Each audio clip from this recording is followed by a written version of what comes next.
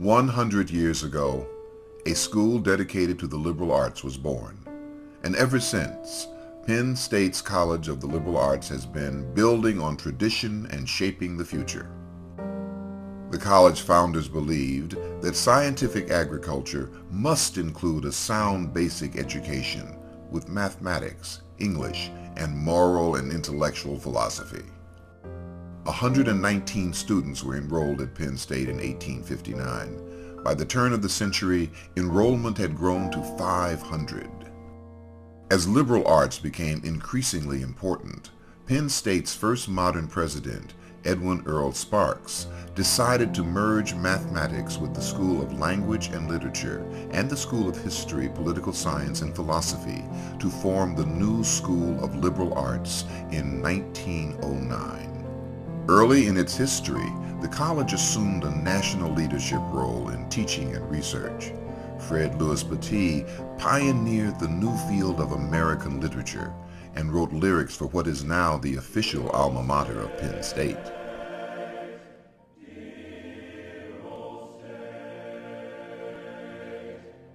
Great American literature aside, Petit often had to assign English composition papers on subjects like barnyard manure versus commercial fertilizer in order to teach spelling and grammar to young students. Ground was broken for a permanent home for the college in 1913, and 2 years later, the voices of young men and a few young women rang through the halls of what is now the south wing of Sparks Building. 1918 brought Lucretia Van Tuyl Simmons to head the German department and be Dean of Women. Van Tuyl Simmons was a steadfast promoter of women's education at the university and paved the way for generations of female students who followed. 1921 graduate Herman Fisher would go on to create one of the best-known toy companies in the United States, Fisher-Price Toys. While much of the country suffered the ill effects of the Great Depression, Penn State experienced rising enrollment, and Sparks Building was expanded with 2 additional wings.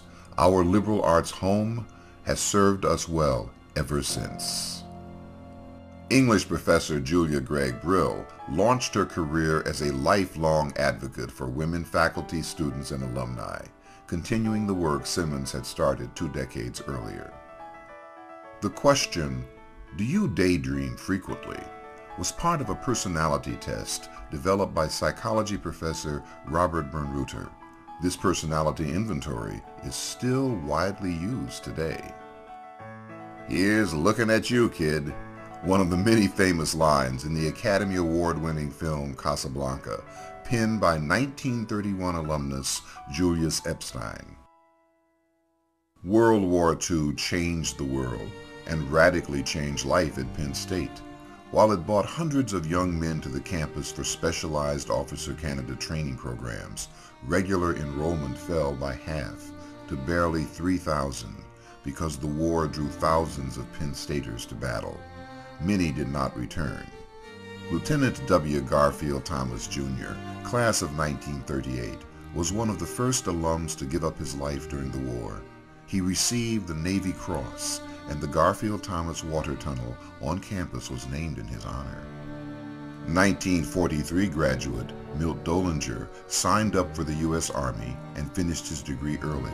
His stories about the 88th Infantry Division fighting in Italy earned him the Bronze Star. In later years, Milt will champion the college with the slogan, "Liberal arts can take you everywhere." With the war's end, the School of Liberal Arts was poised for a new era.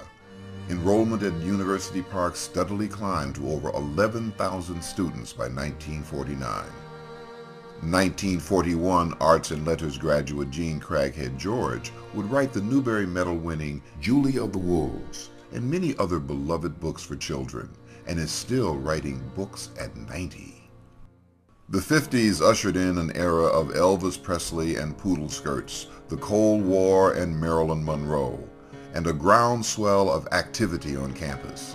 Penn State hired new faculty and staff as fast as they could be found, and administrators assigned freshmen to other campuses and colleges throughout the state. Temporary structures, ease space shortages in classrooms, offices, and dormitories. In 1953, the Pennsylvania State College became a university, and the School of Liberal Arts became a college. Among the inspiring faculty in the classroom was political scientist Ruth Silva. Ruth challenged her students, many of them aspiring lawyers, with stern critiques about their papers. Historian Ken Forster used his collection of miniature soldiers to help teach European history and urged his students to see beyond the hills of Pennsylvania. He also directed Penn State's first European Summer Seminar in 1950. Novelist Joseph Heller nurtured the seed of Catch-22 in 242 Sparks Building amidst correcting freshman English composition papers.